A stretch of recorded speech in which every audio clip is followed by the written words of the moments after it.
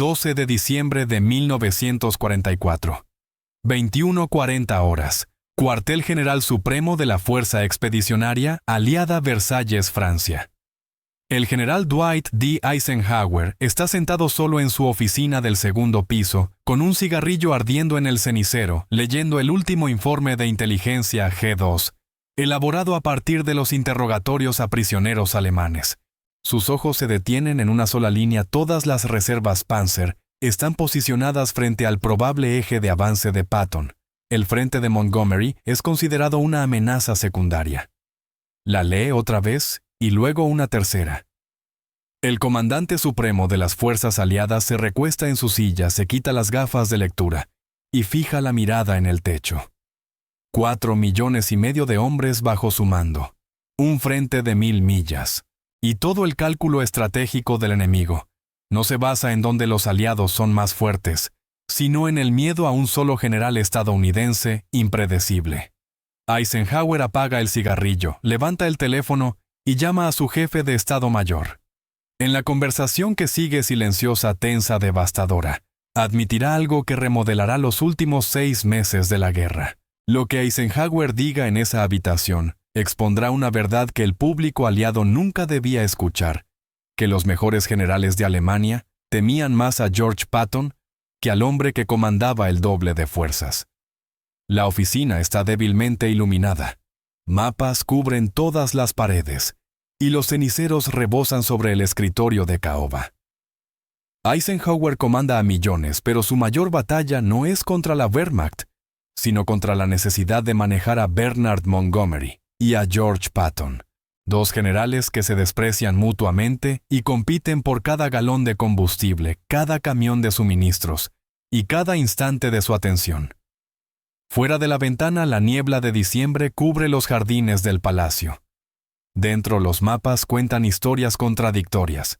Las flechas azules de Montgomery en el norte muestran la operación Market Garden estancada en el barro holandés. Las flechas de Patton en Lorena avanzan a pesar de que se le niega el combustible que exige a gritos todos los días. Los cables de Churchill presionan constantemente a Eisenhower para favorecer a los comandantes británicos, mientras los periódicos estadounidenses exigen que Patton reciba prioridad. La matemática política lo agota más que la militar. Necesita a ambos hombres, a Montgomery, por su planificación metódica y por las cuidadosas batallas preparadas que minimizan las bajas y satisfacen a Londres. A Patton por el impulso y por la explotación agresiva que mantiene a los alemanes desequilibrados y satisface a Washington. Pero la fricción entre ellos drena energía de cada decisión estratégica, complica cada conferencia y envenena cada reunión de mando con una rivalidad no expresada. Eisenhower enciende otro cigarrillo y observa cómo el humo se enrosca hacia el techo. El estrés se refleja en las líneas alrededor de sus ojos, en el tono seco de sus memorandos recientes y en la cadena interminable de cigarrillos. Pero algo más lo inquieta esa noche, un patrón que emerge en los informes de inteligencia y que no encaja con la estructura de mando que ha construido. Y en la guerra, los patrones importan más que los planes. Desde el Alamein, en 1942, Montgomery ha llevado la invencibilidad como las 2 insignias de su boina, el planificador cuidadoso, que nunca pierde el maestro de la batalla preparada que derrotó a Rommel en el desierto, y dicta a los corresponsales de guerra los términos de un enfoque científico de la guerra. Eisenhower al principio se inclina ante esa reputación. Después del día D, asigna a Montgomery el empuje principal del norte hacia el Ruhr, el corazón industrial de Alemania, y le proporciona la mayor parte de la logística aliada para respaldarlo. En las reuniones de Estado Mayor en el cuartel general del Schaef, los oficiales de enlace británicos presentan los planes operativos de Montgomery, con reverencia, enfatizando su brillantez metódica y su negativa a atacar, hasta que las condiciones sean perfectas. Las luces fluorescentes zumban sobre sus cabezas durante estas sesiones informativas. Los mapas muestran las flechas azules de Montgomery, prometiendo un avance constante e imparable. Las asignaciones de combustible favorecen al 20 o grupo de ejércitos. Las prioridades de suministro se dirigen al norte. Eisenhower lo aprueba todo confiando en la mitología que conquistó el norte de África, que rompió Normandía y que prometía terminar la guerra para Navidad. Pero en el fondo de su mente, las dudas silenciosas se acumulan. Market Garden fracasó de manera espectacular en septiembre. Amberes tardó semanas más de lo prometido en ser despejada. El avance del norte se mueve con una cautela que se siente más burocrática que estratégica.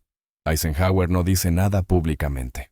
Cuestionar a Montgomery significa enfurecer a Churchill, desestabilizar la unidad aliada y crear tormentas políticas que no puede permitirse.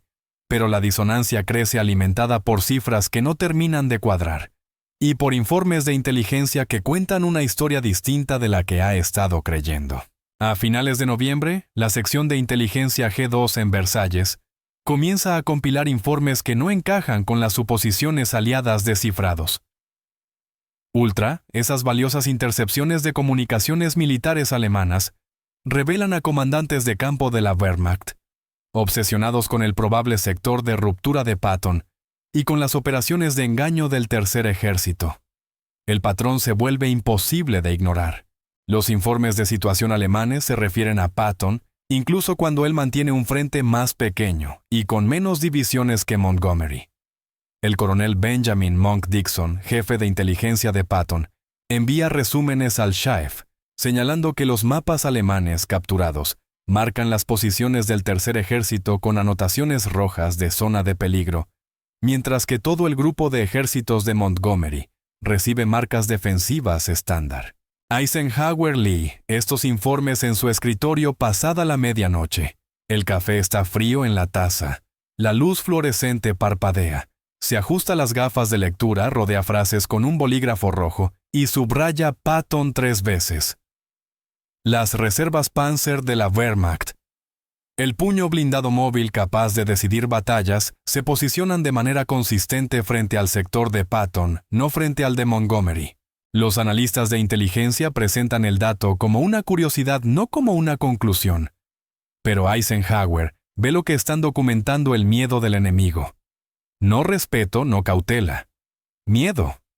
El tipo de miedo que te hace retener a tus mejores tropas, que te obliga a negarte a comprometer reservas en otros sectores, porque estás convencido de que Patton explotará cualquier debilidad en el momento en que le des la espalda.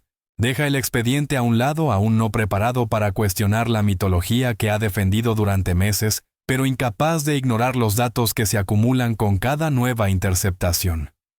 10 de diciembre de 1944. En una instalación de interrogatorios detrás de las líneas aliadas, un oberst capturado del 5º Ejército Panzer se sienta frente a oficiales de inteligencia estadounidenses y hace una admisión que congela la sala. Sabemos que Montgomery vendrá. Podemos preparar defensas, calcular su concentración, posicionar nuestras fuerzas. A Patton nunca sabemos dónde atacará, así que debemos mantener todo en reserva. La transcripción llega al escritorio de Eisenhower esa misma noche, sellada como confidencial con tinta roja. Una nota manuscrita de Bedell Smith está sujeta al frente con un clip. Esto coincide con otros 17 resúmenes de interrogatorios desde octubre. Eisenhower lo lee una vez, luego otra. El frío del invierno se filtra a través de los muros del palacio, mientras el peso de la revelación se asienta sobre él. Esa misma semana se interceptan las órdenes operativas del mariscal de campo alemán, Gerd von Rundstedt. El lenguaje es explícito, casi desesperado.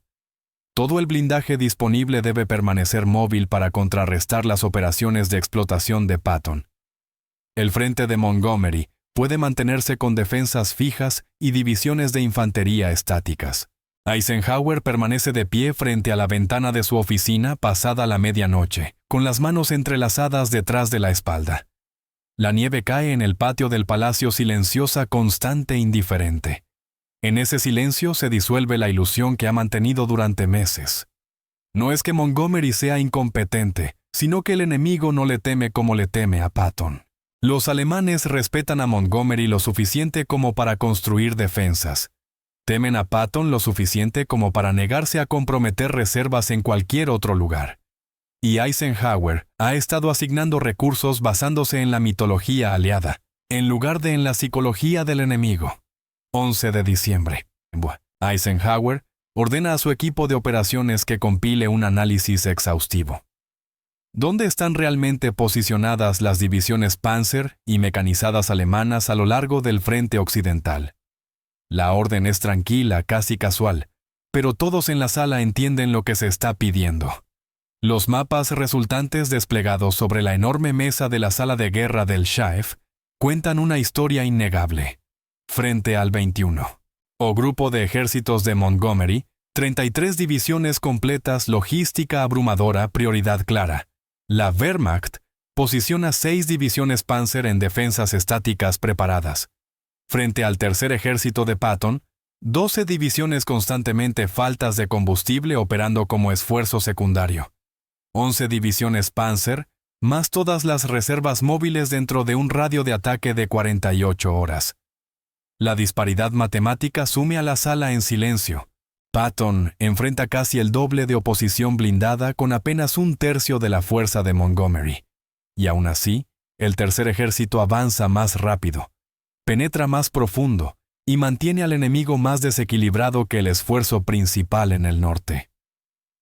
Eisenhower recorre con el dedo los marcadores rojos de las unidades enemigas.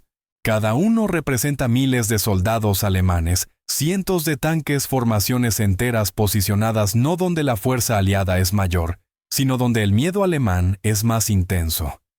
Las luces del techo proyectan sombras duras sobre el mapa de Europa. Los números gritan lo que la mitología ha estado ocultando durante meses. En ese momento de pie entre su estado mayor silencioso en la sala de guerra, Eisenhower comprende que ha estado librando la guerra equivocada. Ha estado asignando recursos para satisfacer la política aliada y la estructura de mando, mientras que el enemigo asigna recursos basándose en la psicología y el terror. Y en la guerra las decisiones del enemigo importan más que tus planes. 21. 40 horas. Sala 24, segundo piso, lejos del centro de operaciones. Eisenhower convoca al general Walter Bedell Smith, su jefe de Estado Mayor, su confesor, el único hombre que puede escuchar la verdad sin que se filtre a Churchill, a Marshall o a la prensa. Smith entra y encuentra a Eisenhower de pie junto a la ventana, con las manos en los bolsillos mirando a la nada. La habitación está fría. Una sola lámpara de escritorio proporciona la única luz. Sin girarse, Eisenhower dice: «Beetle, necesito que me digas la verdad. Cuando lees esas interceptaciones alemanas, ¿qué es lo que realmente ves?» Smith duda un instante. «Están posicionándose contra Patton, señor. Llevan posicionándose contra Patton desde septiembre». Eisenhower se gira. Su rostro está tenso, agotado. La ceniza del cigarrillo cae sobre la alfombra. No le tienen miedo a Monty, lo respetan, planifican para él, pero no le tienen miedo. A Patton sí. Están aterrados de que haga algo que no puedan predecir, que no puedan contener, que no puedan detener una vez que empiece. Las palabras quedan suspendidas en la habitación como el humo de un disparo. Smith asiente lentamente. «Eso es lo que dicen los datos, señor». Eisenhower camina hasta su escritorio y toma el expediente de inteligencia con ambas manos. Su voz baja hasta quedar apenas por encima de un susurro. «Entonces Patton nos vale más asustándolos que Montgomery venciéndolos. Y he estado conduciendo esta guerra al revés». Deja el expediente sobre el escritorio y mira a Smith. El peso de 6 meses de recursos mal asignados, de compromisos políticos, de mitología, por encima de matemáticas, se instala entre ellos como una tercera presencia en la habitación. Afuera, la torre del reloj del palacio da 10 campanadas, marcando el momento en que la filosofía de mando aliada cambia de la mitología a la psicología de la política, a la percepción del enemigo de lo que hace feliz a Churchill, a lo que quita el sueño a los generales alemanes. En las 48 horas posteriores a esa conversación, las decisiones de Eisenhower cambian de formas que solo su círculo más cercano percibe. Redacta un memorando cuidadosamente formulado al general Marshall en Washington, explicando que la postura operativa agresiva del Tercer Ejército genera compromisos defensivos alemanes desproporcionados que deben explotarse como palanca psicológica. Redirige discretamente las asignaciones de combustible. No de manera dramática, eso provocaría tormentas políticas, pero lo suficiente como para que el Estado Mayor de Patton note un aumento en el flujo de suministros a partir del 13 de diciembre.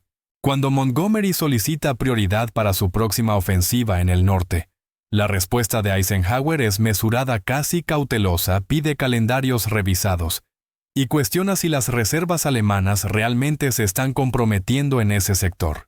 En el cuartel general del Schaef, los oficiales superiores notan el cambio de tono durante las sesiones informativas, menos deferencia automática hacia los planes metódicos de Montgomery, más preguntas sobre dónde se concentra realmente la fuerza alemana frente a donde la política aliada exige acción.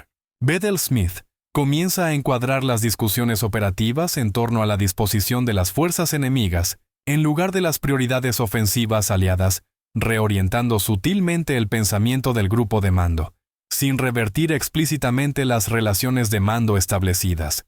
Las luces fluorescentes del centro de operaciones parecen ahora más brillantes, proyectando menos sombras sobre los mapas, como si alguien por fin hubiera encendido todas las luces y viera lo que realmente estaba allí en lugar de lo que todos asumían que debía estar.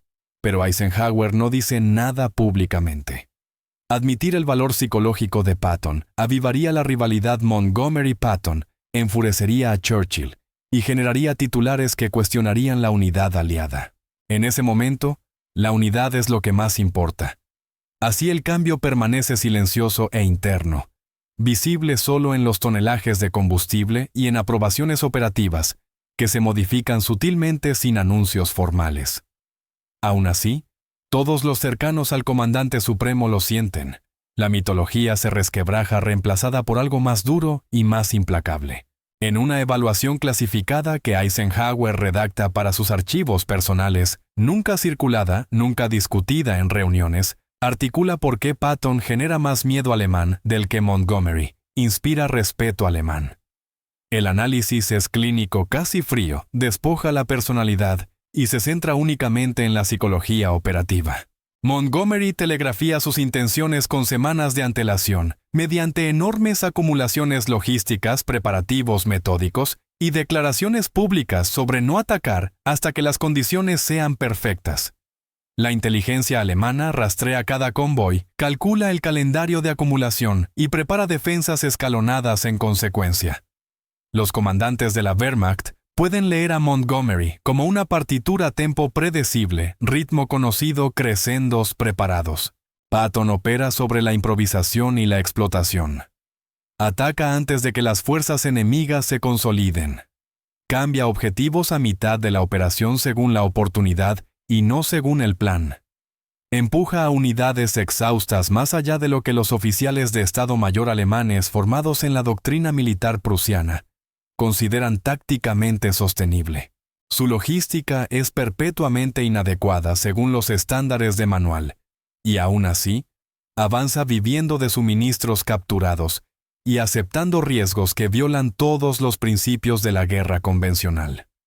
Los comandantes de la Wehrmacht no pueden calcular esto, están entrenados para calcular proporciones logísticas, frentes defensivos y posicionamiento de reservas basados en un comportamiento enemigo predecible. El comportamiento de Patton no es predecible. Es instintivo, oportunista, dispuesto a apostar por el caos. Los documentos capturados revelan que las unidades alemanas frente al Tercer Ejército recibieron órdenes permanentes de mantener reservas móviles en todo momento y prepararse para explotaciones en cualquier dirección, inmovilizando de hecho divisiones enteras que podrían haber reforzado otros sectores. En sus notas privadas guardadas bajo llave en la caja fuerte de la Sala 24, Eisenhower escribe una sola línea, que lo resume todo el valor de Patton. No está en el terreno que toma, sino en el terreno que los alemanes no se atreven a abandonar, por miedo a que él lo tome. La página permanece en la oscuridad demasiado sensible políticamente, para compartirse demasiado importante estratégicamente para ignorarse. 4 días después de la revelación de Eisenhower, Los alemanes lanzan su ofensiva sorpresa a través de las Ardenas, la Batalla de las Ardenas. El 16 de diciembre, las puntas de lanza blindadas de la Wehrmacht atraviesan las líneas estadounidenses en Bélgica, creando caos, amenazando con partir el frente aliado y apostándolo todo a la velocidad y al choque. Pero la nueva comprensión de Eisenhower resulta decisiva. Mientras otros comandantes intentan desesperadamente entender el objetivo alemán, Eisenhower ordena de inmediato a Patton que desprenda al tercer ejército de la ofensiva del Sarre Gir, 90 grados hacia el norte, y ataque el flanco sur alemán. Es una maniobra audaz redesplegar un ejército entero a lo largo de más de 100 millas en condiciones invernales, atacando una batalla fluida con una preparación mínima. Patton lo logra en 48 horas. Los planificadores alemanes habían supuesto que llevaría al menos una semana, tiempo suficiente para consolidar sus avances y preparar defensas. En su lugar, el tercer ejército golpea el hombro sur del saliente, el 22 de diciembre, 6 días después de iniciada la ofensiva, sorprendiendo a las fuerzas de la Wehrmacht, aún extendidas y vulnerables. Los comandantes alemanes entran en pánico. Las comunicaciones interceptadas muestran a Rundstedt exigiendo a gritos reservas para bloquear el sector de ruptura de Patton, aun cuando las fuerzas mayores de Montgomery en el norte están más cerca de las líneas de suministro críticas alemanas en Saint-Vith. Todo el hombro sur colapsa, no porque las divisiones de Patton sean más grandes o estén mejor equipadas, sino porque los alemanes comprometen una fuerza desproporcionada para contenerlo. Reservas que necesitan desesperadamente en otros lugares. En la sala de guerra del Schaef, observando cómo los alfileres azules avanzan allí donde el pánico alemán crea oportunidades, Eisenhower ve validada en tiempo real su intuición del 12 de diciembre. No se jacta ni explica a su Estado Mayor por qué sabía que el movimiento de Patton provocaría una sobrereacción alemana más allá de cualquier cálculo racional. Simplemente fuma su cigarrillo, estudia el mapa y toma nota mental de que la guerra psicológica moldea la realidad operativa más de lo que cualquier cuadro logístico podría predecir. Durante el invierno y la primavera de 1945, Eisenhower aprovecha el impacto psicológico de Patton con una sofisticación creciente. Permite que el tercer ejército realice preparativos ostentosos para cruces del Rin, que atraen reservas alemanas hacia el sur, y luego ejecuta el cruce real de Montgomery, en Wesel, con una oposición significativamente reducida. Utiliza el reconocimiento del tercer ejército como cebo estratégico, empujando patrullas agresivas en sectores donde quiere que los alemanes comprometan fuerzas, convirtiendo efectivamente a Patton en un activo móvil de engaño. La Wehrmacht, condicionada por meses de temer las operaciones de explotación de Patton, cae repetidamente en la trampa desplazando reservas para bloquear el probable eje de avance occidental de Patton, mientras el primer ejército de Hodges o el séptimo ejército de Patch avanzan por sectores debilitados en otros lugares. Para abril, los mapas de situación alemanes capturados en cuarteles generales colapsados muestran la posición de Patton, rodeada con tinta roja y anotada como principal amenaza. Incluso cuando el tercer ejército opera como esfuerzo de apoyo, y no como ataque principal, la obsesión alemana con Patton se ha convertido en una parálisis estratégica, obligándolos a mantener reservas móviles frente a contingencias, en lugar de comprometer fuerzas donde las batallas realmente se están librando. Eisenhower nunca explica públicamente esta dinámica. Después de la guerra, los historiadores militares atribuyen el mérito al cruce del Rin de Montgomery en Wesel, al cerco del Ruhr y a las campañas metódicas que encajan con la teoría militar convencional. El papel de Patton como espantapájaros estratégico el general, cuya reputación inmovilizó las reservas alemanas con mayor eficacia que el combate real, permanece enterrado en archivos de inteligencia clasificados. En sus memorias privadas años después, Eisenhower escribe una línea críptica sobre esta dinámica. A veces la mayor contribución de un comandante no es lo que captura, sino lo que obliga al enemigo a defender. Las luces del Palacio de Versalles se apagan en mayo de 1945, y con ellas, El secreto de cómo la guerra psicológica moldeó la campaña final más que la potencia de fuego la logística, o cualquier plan de batalla que el Estado Mayor de Eisenhower haya redactado jamás. Pasan las décadas, y los historiadores celebran a Montgomery como el maestro planificador cauteloso y metódico, el general que nunca perdió. Presentan a Patton como el vaquero agresivo brillante pero temerario, eficaz pero indisciplinado. Los archivos de inteligencia que muestran a qué general temía realmente el enemigo permanecen cerrados en archivos militares desclasificados, solo después de que todos los implicados han muerto. Eisenhower se llevó el secreto a la tumba en 1969, sin admitir nunca públicamente que la psicología alemana moldeó sus decisiones de mando tan profundamente como la propia fuerza aliada. Hacerlo habría disminuido a Montgomery, enfurecido a Gran Bretaña, y complicado la narrativa limpia de unidad aliada, que sirvió mejor a la política de posguerra que las verdades incómodas sobre el miedo y la percepción. Pero el patrón sigue siendo innegable. En esos archivos polvorientos, los comandantes de la Wehrmacht posicionaron sus mejores divisiones frente a Patton, desviaron reservas para bloquear sus probables rupturas y sacrificaron flexibilidad operativa, porque no podían dejar de imaginar qué haría a continuación. Esa fue la lección que Eisenhower aprendió aquella noche de diciembre en la Sala 24, que la percepción del enemigo importa más que la fuerza propia, que el miedo es tan decisivo como la potencia de fuego, que la mitología que creas en la mente del enemigo puede ganar batallas que nunca tienes que librar. Nunca llegó a los manuales de mando ni a los programas de las escuelas de Estado Mayor. La guerra terminó con desfiles y medallas. Montgomery fue nombrado caballero. Patton murió en un accidente de jeep 9 meses después de la rendición alemana. Eisenhower llegó a la presidencia con un historial que nunca mencionó cómo convirtió la reputación de un general en un arma contra los nervios del enemigo. Al final, la estrategia más eficaz fue la menos discutida, enterrada bajo décadas de mitología pública, que sirvió a fines políticos más que a la exactitud histórica. A veces la verdad cuesta más que las guerras,